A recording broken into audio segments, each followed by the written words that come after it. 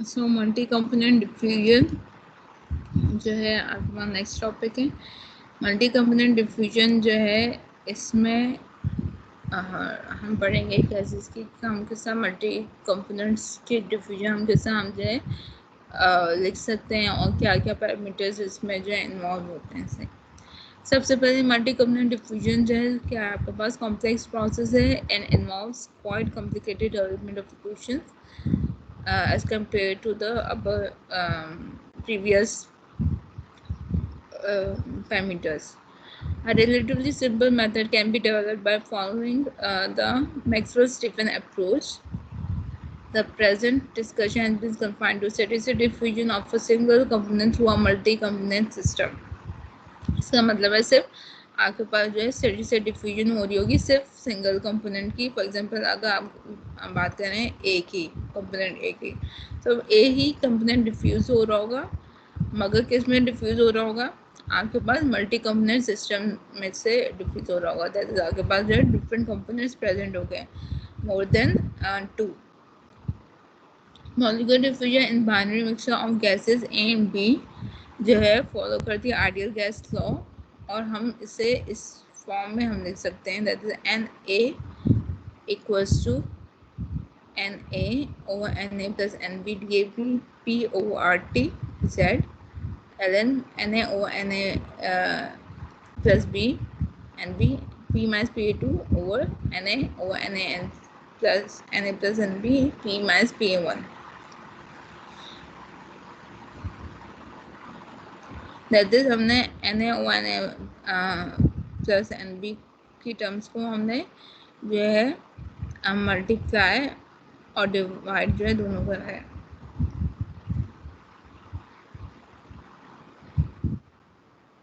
Furthermore when an is constant, अगर constant होगा special case में एन ए कांस्टेंट है और एन बी ज़ीरो है, तो उस केस में हमारे पास जो है इक्वेशन क्या फॉर्म हो जाती है, यानी एन ए कांस्टेंट है, एन बी ज़ीरो है। एन बी ज़ीरो तो यानी एन बी जहाँ पे भी है वहाँ पे हमने ज़ीरो टर्म पुट कर दी, सही। एन ए ये कैंसिल, ये सिंपल कैंसिल आउट हो गया, एन ए ये भी कैंसिल आउट हो गया, यहाँ पे भी कैंसिल आउट हो गया।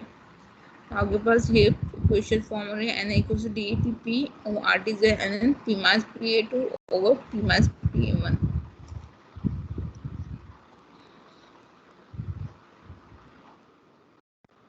by using effective diffusivity in equation 1। Equation 1 आपके पास कौन सी है, ये इक्वेशन 1 है। अगर हम इसमें इफेक्टिव डिफ्यूजिविटी की टर्म को इनकाउंटर करें, involving diffusion of component A through a mixture of several non-diffusing components can be solved।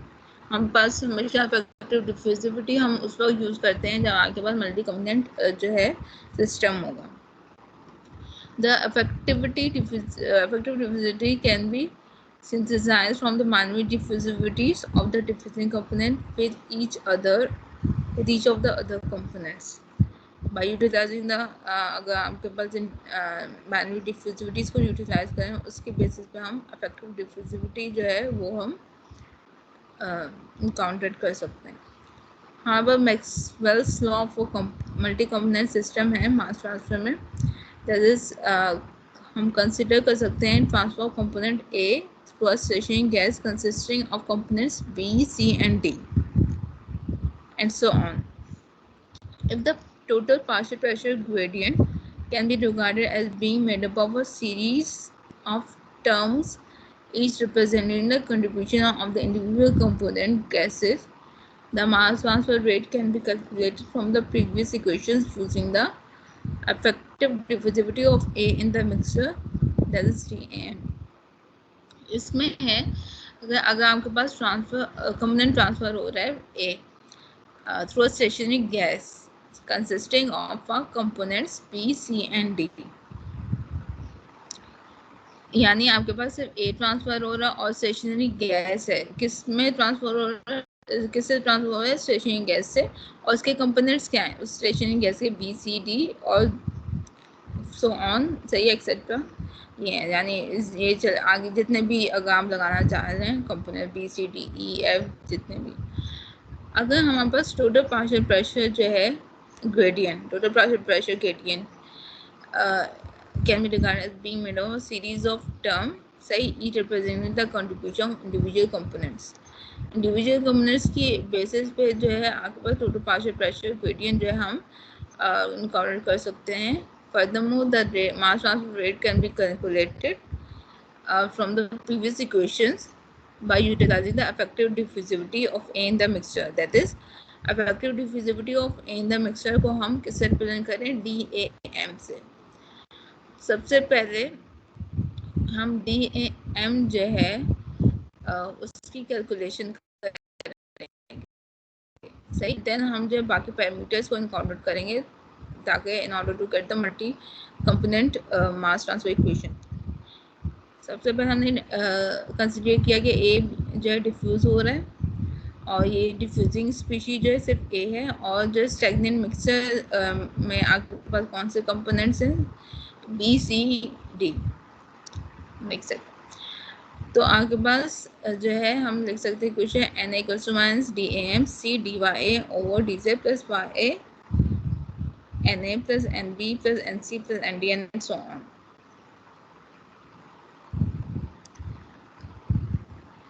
Where D A M, अच्छा डी एम आपके पास क्या? Effective diffusivity of A in the mixture. Y आपके पास क्या है? ये वाई आपके पास मोल्स हैं ऑफ कंपोनेंट ए. सिंस आपके पास स्टैग्नेंट डिफ्यूजन लेयर जो है मिक्सचर की है, इसका मतलब है कि N B N C N D जो है यानी इन सब के जो है मोलर फ्लक्स जो हैं वो ज़ीरो होंगे, बिकॉज आपके पास ये स्टैग्नेंट है. स्टैग्नेंट है मतलब ये जो है डिफ्यूज़ नहीं हो रही, तो इसका सिंपल आपके पास मोलर फ्लक्स भी इनके ज़ीरो होंगे N B N C N D के. सो आपके पास जो है इसको हमने सब्स्टिट्यूट किया इस इक्वेशन में. ये वाली जो इक्वेशन थी आपके पास ये जो है आ गया एन ए कुछ D A M C D Y A और D Z plus Y A N A. Simply हमने जो है सेपरेट आउट किए टर्म्स को, एन ए की टर्म्स को सेपरेट आउट कर दिया. तो आपके पास एन ए जो आ गया 1 minus Y A equal to minus D A M C D Y A over D Z और N A over C 1 minus Y A D A M किसके इक्वल है? Minus D Y A over D Z के. Now considering the binary system for division of A in B. A in B की binary division को हम consider कर रहे हैं. इस पे आपके पास जो है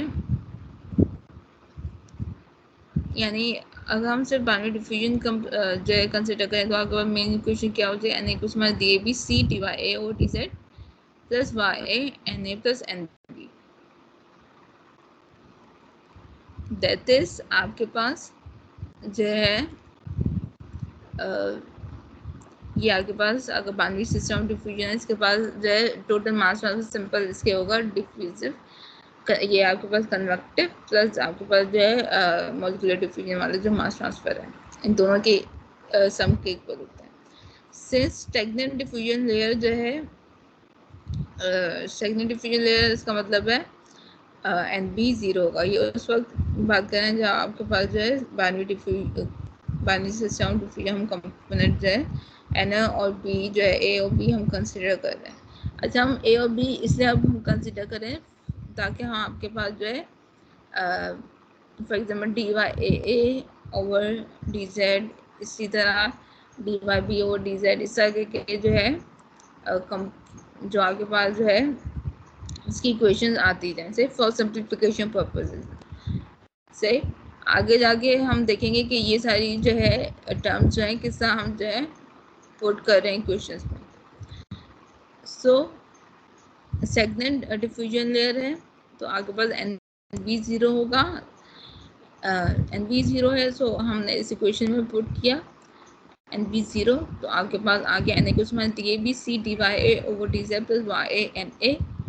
फर्दरमोर हमने जो है इस इक्वेशन को रीअरेंज किया है और जो आ गया 1 minus Y A equals my D B C D Y A over D Z N A over C 1 minus Y A over D A B. Simply हमने रीअरेंज किया इस इक्वेशन को which is equals my D Y A over D Z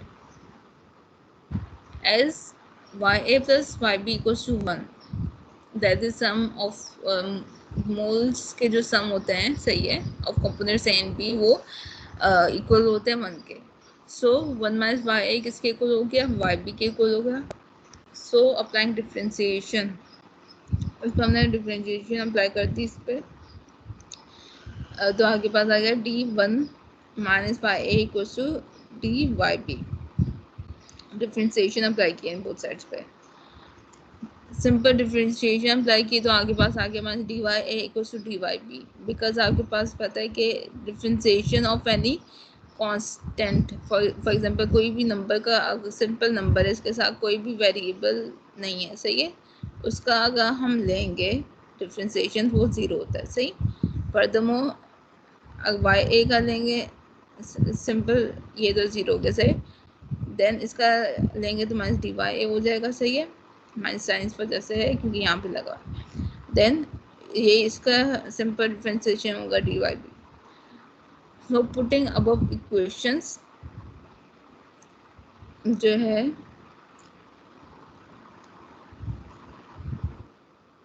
C 1 minus Y A D A B, that is आपने कौन सी equation, एक तो ये वाली 1 माइनस वाई ए वाली इक्वेशन वो हमने सब्स्टिट्यूट की है,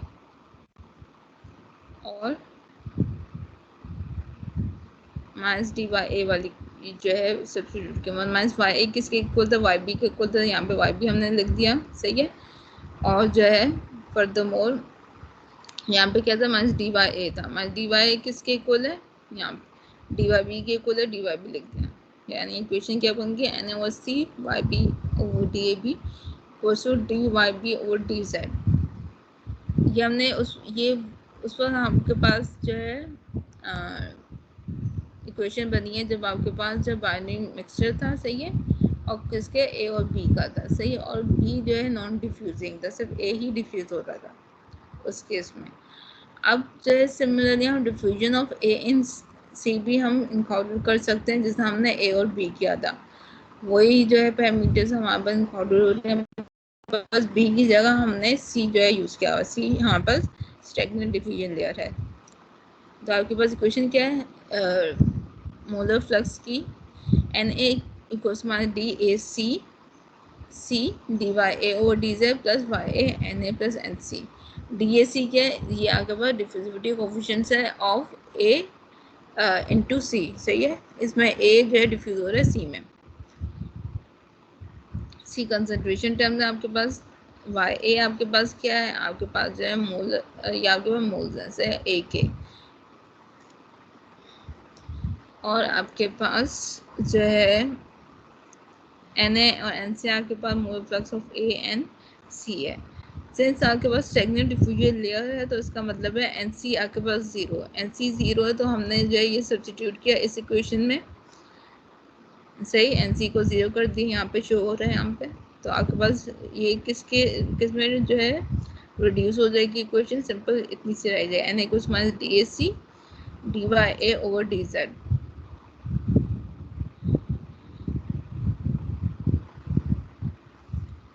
plus Y A N A, सही। फिर हमने क्या किया, इसमें एन ए की जो टर्म्स थी दोनों साइड पे थी, हमने इसे सेपरेट आउट कर दिया, और जो है एन ए क्या हो गया, N A 1 minus Y A equals to minus D A C D Y A over D Z.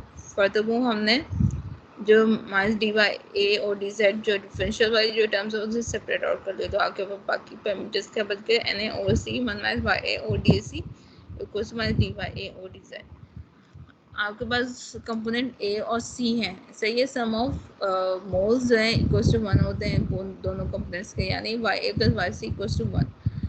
And इसको अगर हम रीअरेंज करके लिखें तो किस तरह लिख सकते हैं, 1 minus Y A equals to Y C. So इस पे हम डिफरेंशिएशन अप्लाई कर सकते हैं, that is D one minus Y A equals to D Y C. आपके पास क्या डिफरेंशिएशन अप्लाई करके आपके पास आ जाएगा minus D Y A equals to D Y C. ये आ गया। तो हमने आपके पास माइनस डी वाई ए है, सही है, ये जो है हमने यहाँ पे पुट करनी है, सही। फर्दरमोर आपके पास वन माइनस वाई ए किसके इक्वल है, वाई सी के इक्वल है, ये भी हम यहाँ पे जो है पुट कर देंगे, सब्स्टिट्यूट कर देंगे। तो आपके पास क्या इक्वेशन बन जाएगी, N A over C Y C over D A C equals to D Y C over D Z. अभी हमारे पास क्या आ गया, डी वाई ए ओवर नहीं sorry D Y B over D Z आ गया, D Y C over D Z आ गया, सही। अब हमारे पास जो है diffusion of A in D करनी है, दैट इज हमारे पास हमें चाहिए D Y D over D Z चाहिए। उसके लिए जो है हम इक्वेशन लिख सकते हैं टोटल मास ट्रांसफर की equation, that is N A equals minus D A D C D Y A over D Z plus Y A N A plus N D. और यहाँ पे जो है डी ए डी क्या बता रहा है, डिफ्यूजिविटी बता रहा है, यानी डिफ्यूजन कोफिशिएंट बता रहा है ऑफ ए इनटू डी। हमारे पास जो है सिमिलरली इसके लिए भी वही हम जो है प्रोसीजर यूज़ कर रहे हैं। जैसे आपके पास स्टैग्नेंट डिफ्यूजन लेयर है, स्टैग्नेंट डिफ्यूजन लेना है तो इसका मतलब है कि एन डी जो है वो ज़ीरो होगा। स्टैग्नेंट डिफ्यूजन लेयर जो है किस कंसिडर कर रहे हैं, डी कंपोनेंट की। सो हमने एन डी को हमने ज़ीरो जो सब्स्टिट्यूट कर दिया इस इक्वेशन में, तो आपके पास आ जाएगा एन ए को minus D A D C D Y A over D Z plus Y A N A.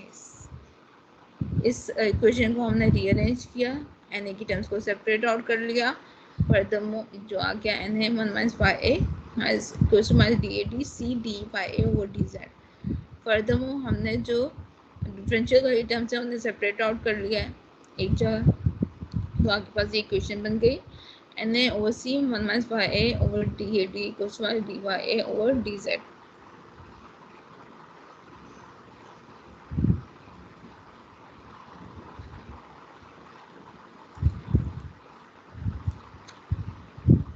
Furthermore आपके पास मैक्सवेल्स लॉ को इसमें मल्टी कंपोनेंट मास ट्रांसफर में हमारे पास क्या है, आगे हमें पता है कि सम ऑफ मोल्स जो है वो इक्वल होता है 1 के, that is Y A plus Y D equal to 1, because यहाँ पे सिर्फ ये दो कंपोनेंट्स इसलिए क्योंकि हमने ए और डी को कंसिडर किया था इसमें।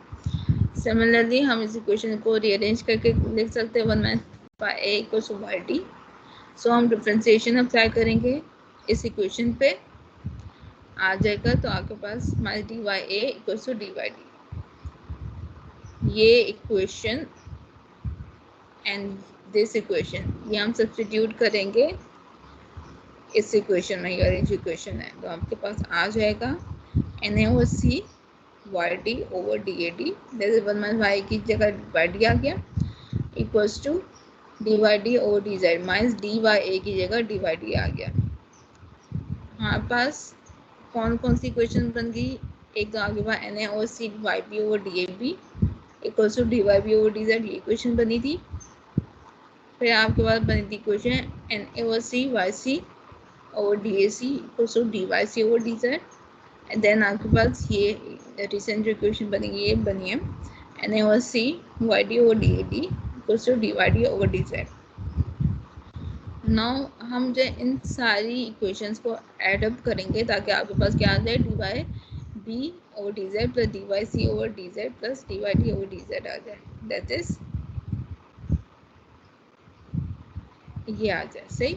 इन सब टर्म्स को जो हमने ऐड अप किया, सही, और एन एल सी जो है कॉमन था इन सब में, तो हमने एन एल सी को जो है कॉमन ले लिया, ब्रैकेट हमने यूज़ किया एन एल सी ब्रैकेट में Y B over D A B plus Y C over D A C plus Y D over D A D which equals to D Y B plus D Y B plus Y C plus Y D over D Z, सही है। अच्छा ये अंदर अगर हमने जो D बाहर लिया हुआ ब्रैकेट के, ये अंदर डी नहीं आएगा, सही है, बिकॉज हमने ये कॉमन लिया हुआ। इस इक्वेशन को मैं अभी सही करती हूँ। सो आपके पास जो है हमें पता है कि मल्टी कंपोनेंट जो है सिस्टम है और इसमें कंपोनेंट्स क्या है, ए बी सी डी है, सही। सो मल्टी कंपोनेंट सिस्टम को कंसिडर करते हुए से अब हम बाइनरी ये जो है सिस्टम को कंसिडर नहीं कर रहे, सही। बाइनरी सिस्टम उस वक्त कंसिडर किया था ताकि आपके पास ये जो है D Y B plus Y C plus Y D और डी जेड ये टर्म आ जाए, सही। उसके सो इस वजह से हमने बाइनरी सिस्टम अलग अलग हमने कंसिडर करे। जब हमारे पास ये टर्म्स आ गई हैं तो अब हम क्या कंसिडर कर सकते हैं, अब हम कंसिडर कर सकते हैं कि हम अपना वही मल्टी कंपोनेंट सिस्टम कंसिडर कर सकते हैं, क्योंकि हमारे पास हमने जो डेरिवेशन इसी के लिए हमने कंटिन्यू करनी। हमें पता है कि सम ऑफ मोड्स जो है ऑफ ऑल द कंपोनेंट्स जो हैं वो इक्वल होते हैं 1 के। सो आपके पास Y A plus Y B plus Y C plus Y D जो है वो इक्वल है 1 के, सही। हमने सिर्फ ये 4 कंपोनेंट्स हम कंसिडर कर रहे हैं जो आपके पास मल्टी कंपोनेंट सिस्टम है। एंड इसके अकॉर्डिंग 1 माइनस वाई ए किसके इक्वल हो गया, वाई बी के plus Y C plus Y D. So हम इससे ये जो है इसे हमने डिफ्रेंशिएट किया respect to Z both sides पे, that is D 1 minus Y A over D Z equals to D Y B plus Y C plus Y D over D Z, that is ये वाली term आ रही है, सही।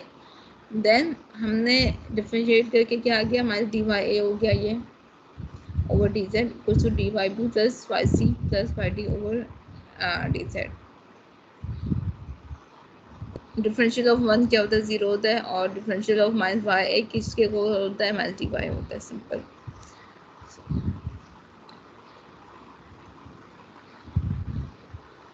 Furthermore आपके पास N A ओ सी किसके को, आपके पास एन ए ओ सी क्या है, वाई बी, ये वाली जो टर्म हमने लिखी है लेफ्ट साइड वाली, N O C Y B over D A B plus Y C over D A C plus Y D over D A D which is equals to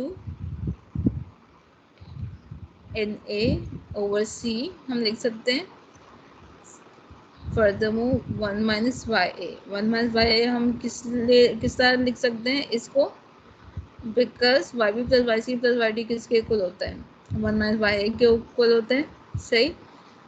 और इन सब डिफिजिबिलिटी coefficients की जगह हम D A M लिख सकते हैं, D A M, that is effective diffusibility in the mixture. Then हमारे पास जो है एन और सी जो बोथ साइड पे कॉमन था, सही है, कैंसिल आउट हो गया, तो Y B over D A B plus Y C over D A C plus Y D over D A D equals to 1 minus Y A D A M हो गया।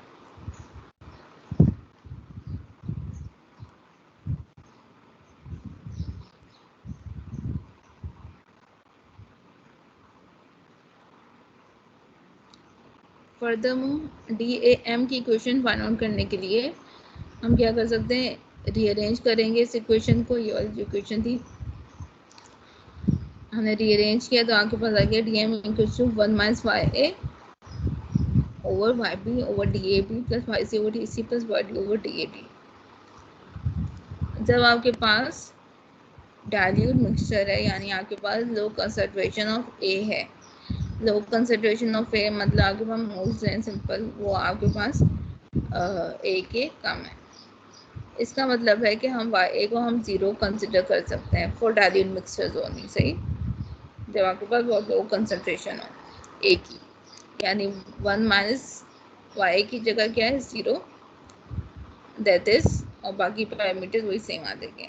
आपके पास equation बन जाएगी D A M equals to 1 over Y B over D A B plus Y C over D A C plus Y D over D A D. ये उसके लिए था जब आपके पास जो है डाइल्यूट मिक्सचर हो, यानी आपके पास लो कंसंट्रेशन ऑफ ए है।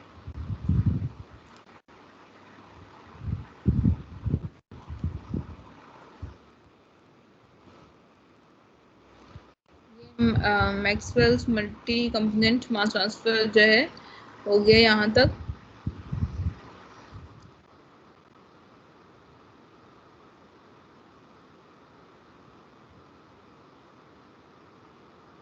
आपके पास डिफिजन थ्रू वेरिएबल ट्रंकेटेड कौन है। आपके पास जो है हमने अभी तक क्या पढ़ा है, हमने पिछली क्लास में पढ़ा था कि आपके पास जो है डिफिजन की जो केसेस थे 4 वो पढ़ लिए। एंड ये लास्ट जो है आपके पास डिफिजन थ्रू वेरिएबल ट्रंकेटेड कौन। मिस आज के लिए बहुत आज के लिए इतना ही। डिफिजन वाला पैरामीटर मैं कवर करा दूं। बहुत और वेरिएबल एक क्लासेस में ज़्यादा आपने पढ़ा दिया, अभी पढ़ना भी है। अच्छा, थोड़ा सा ब्रेक दे देती हूँ ताकि जो है उसके बाद मैं जो हूँ वेरिएबल एरिया से डिफिजन वाला कंसिडर कर लूँ ना, करा दो डिफिजन टू वेरिएबल एरिया। एक ट्रंकेटेड कोन है और एक स्फीयर है। अच्छा, 5 मिनट्स का मैं ब्रेक दे रही हूँ।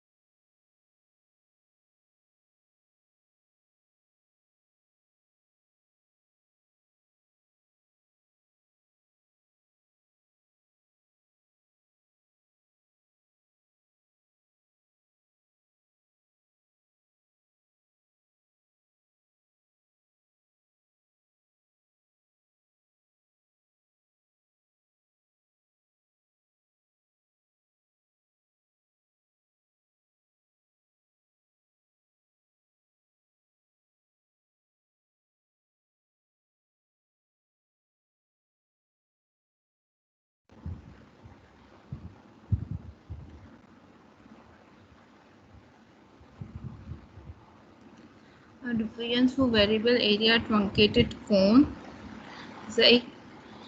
आज ये कर लेते हैं सही, देन जो है इसकी एग्जांपल जो है वो देख लेंगे, वाला जो है नेक्स्ट क्लास में देख लेंगे।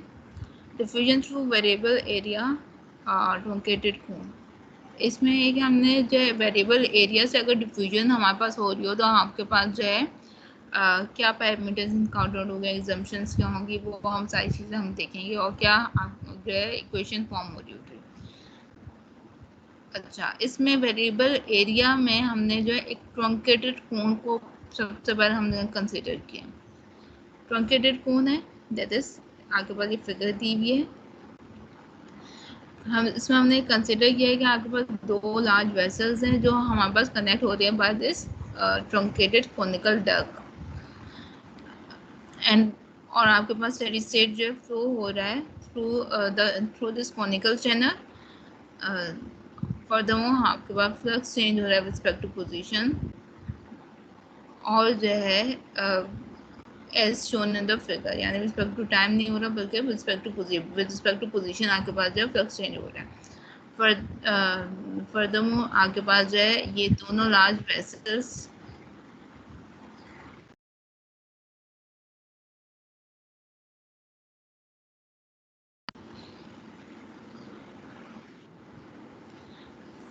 फर्दरमोर ये हमारे पास ये जो दोनों लार्ज वेसल्स हैं इनका पर्टिकुलर वॉल्यूम है। फॉर एग्जांपल लेफ्ट साइड के वॉल्यूम को हम V1 कह रहे हैं, जो कि एट अ डिस्टेंस Z1 पे है।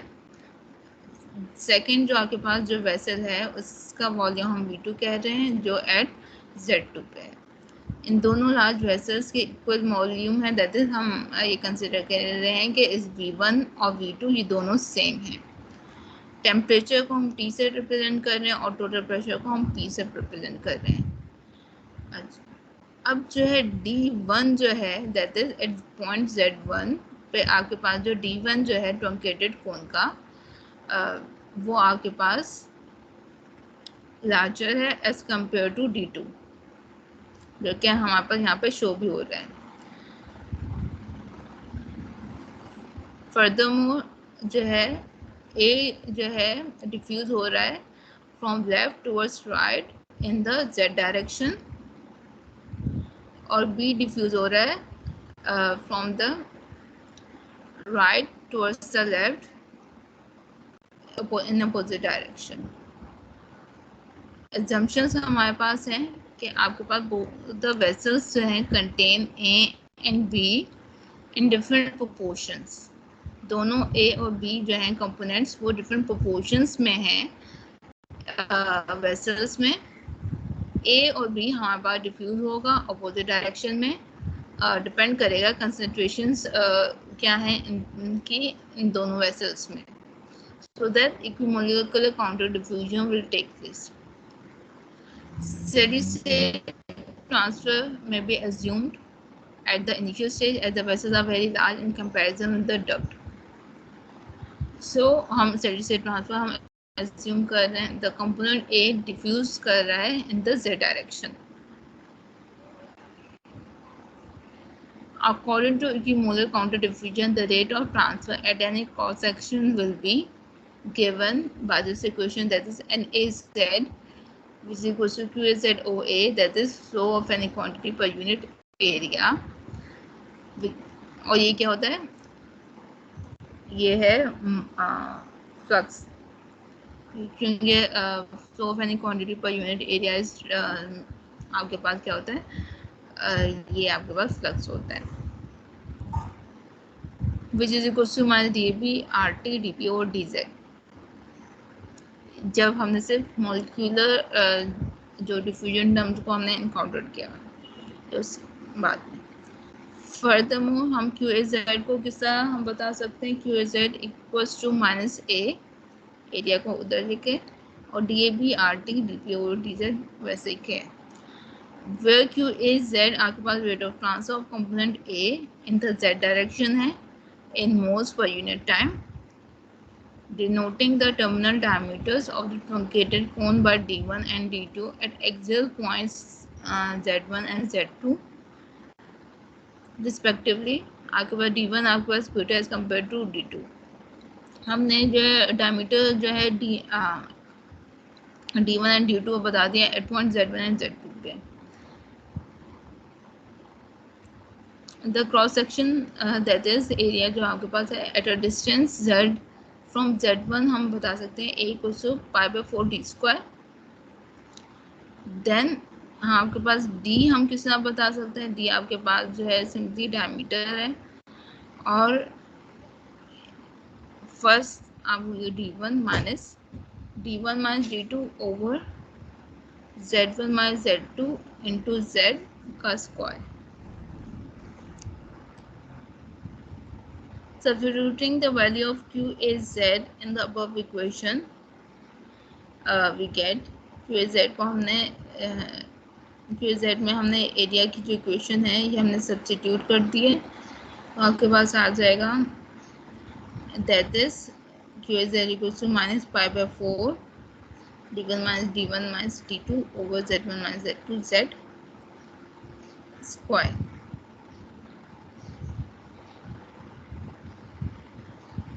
अच्छा, ये हमने डायमीटर को इस तरीके से क्यों किया, सही है, इसलिए किया है हमारे पास बिकॉज एक तो आपके पास D1 है, इस पे एक अगर हमने डायमीटर हमने बताना है इस ट्रंकेटेड कोन का, सही है, तो एक यहाँ पर D1 है, से D1 माइनस इन दोनों के बीच में भी तो डायमीटर चेंज हो रहा है ना, सही है, और वो रिस्पेक्ट टू पोजीशन हो रहा है, तो D1 minus D2 over Z1 minus Z2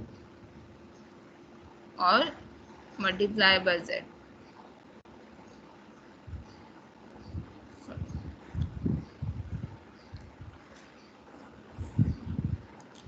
then इस पूरी टर्म का स्क्वायर लिया बिकॉज आपके पास क्या होता है π/4D², दैट इज D किसके इक्वल है, इसके इक्वल है, उसका स्क्वायर। देन आपके पास जो है हमने ए जो है इसकी इक्वेशन जो है सब्स्टिट्यूट की इस इक्वेशन में, QZ की इक्वेशन में,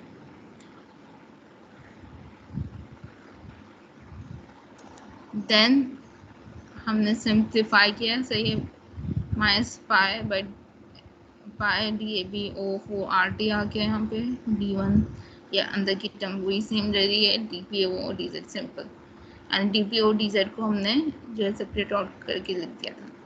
देन हमने क्या किया है, जो आपके पास πDAB O4 RT और DPA है इसको सेपरेट आउट कर लिया, और जो Z वाली टर्म्स है उन्हें सेपरेट आउट कर लिया।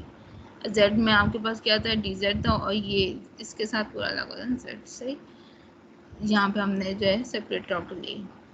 अब हमने जो इंटीग्रेशन अप्लाई की, सेपरेट आउट हमने क्यों किया था, बिकॉज हमने इंटीग्रेशन अप्लाई करनी थी बोथ साइड्स पे। हमने इंटीग्रेशन अप्लाई की,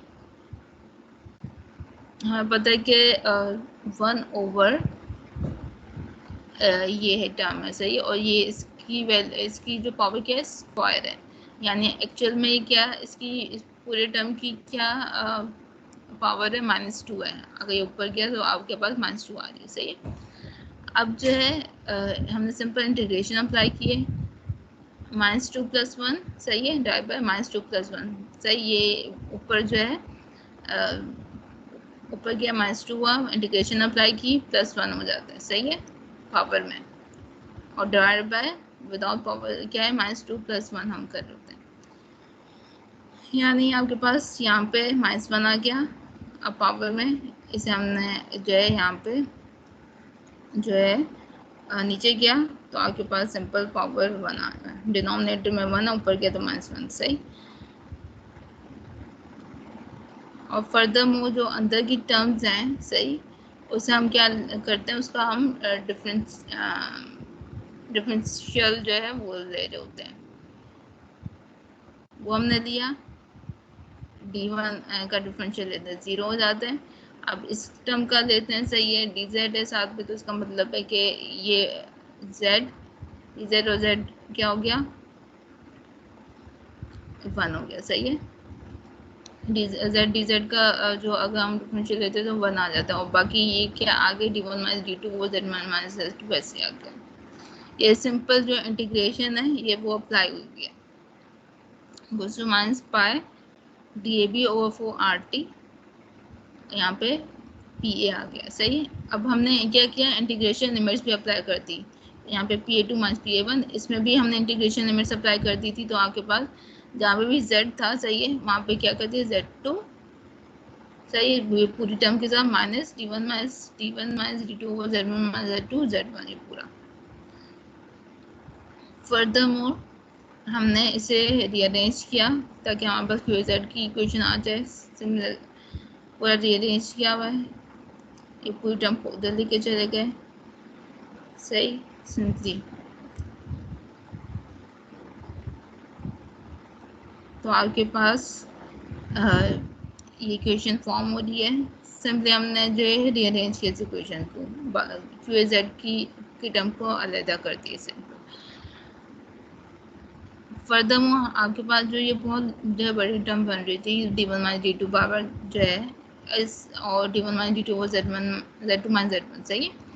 इसकी वजह से हमने क्या किया, एक हमने टर्म है वो हमने इंट्रोड्यूस करा दी, ओमेगा, वो हमने इंट्रोड्यूस कराई है, और जो है उसे हमने कह दिया कांस्टेंट है ये हमने इंट्रोड्यूस करा दी। इसकी जगह जहाँ पे भी D1 माइनस D2 है ओवर Z2 माइनस Z1, उसकी जगह हम ये कांस्टेंट जो है वो हम लिखेंगे। सही है, ताकि हम सिंपली जो है सिंपलिसिटी के लिए हम कर रहे होते हैं। तो आपके पास ये फाइनल फॉर्म आ गई है।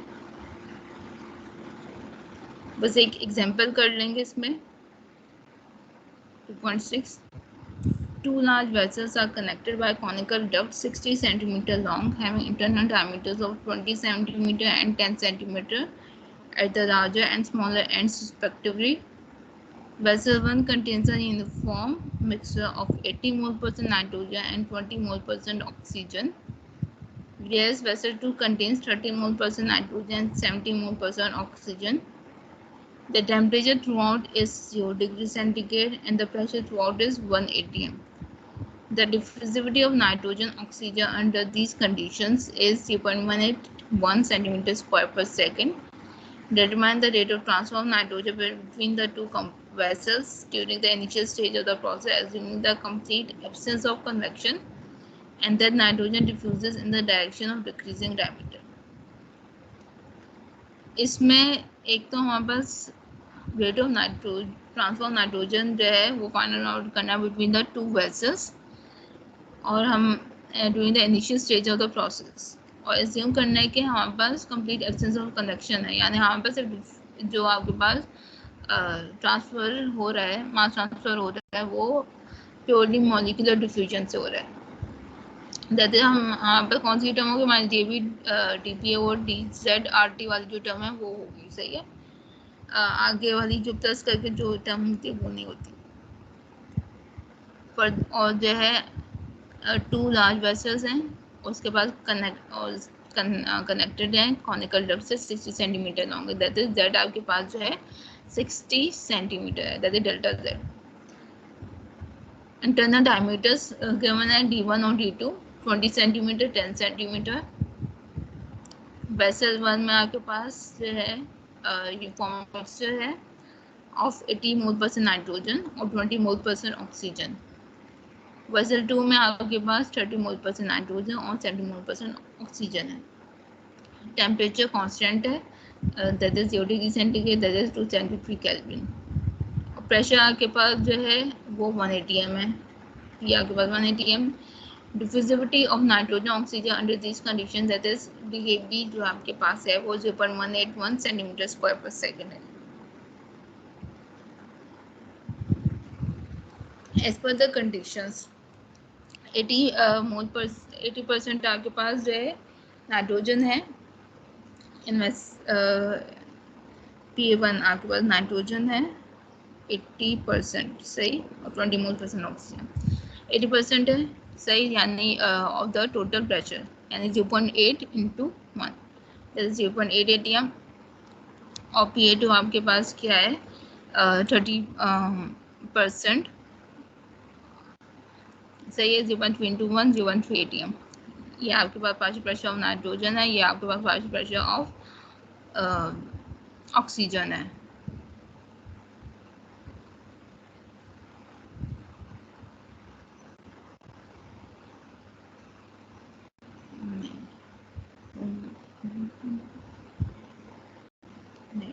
ये ऑक्सीजन नहीं, ये पार्शियल प्रेशर ऑफ नाइट्रोजन है एट 0.1 एंड 0.2।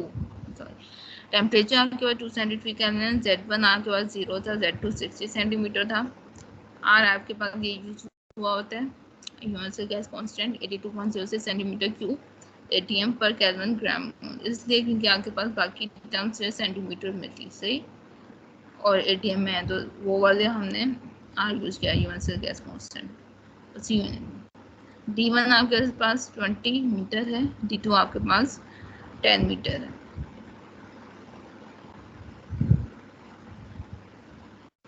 सेंटीमीटर है, ये दोनों सेंटीमीटर में। DAB 0.181 सेंटीमीटर स्क्वायर पर सेकंड में है। सबसे पहले हमने ये कांस्टेंट फाइंड आउट किया D1 - D2 over Z2 - Z1 यानी 20 - 10 डिवाइड बाय 60 - 0, तो आपके पास आ गया 0.167। फर्दरमोर हमने ये कांस्टेंट फाइंड आउट कर लिया। अब आपके पास बाकी पैरामीटर्स क्या हैं, पाई हमें पता है 22 डिवाइड बाय 7 होता है। DAB आपके पास 0.181 गिवन है, 4 कांस्टेंट है, R आपके पास गिवन है, T आपके पास 273 है, PA1 हमने फाइंड आउट किया था 0.8, P2 0.3 है, बाकी D1 भी पता है, Z1 भी पता है।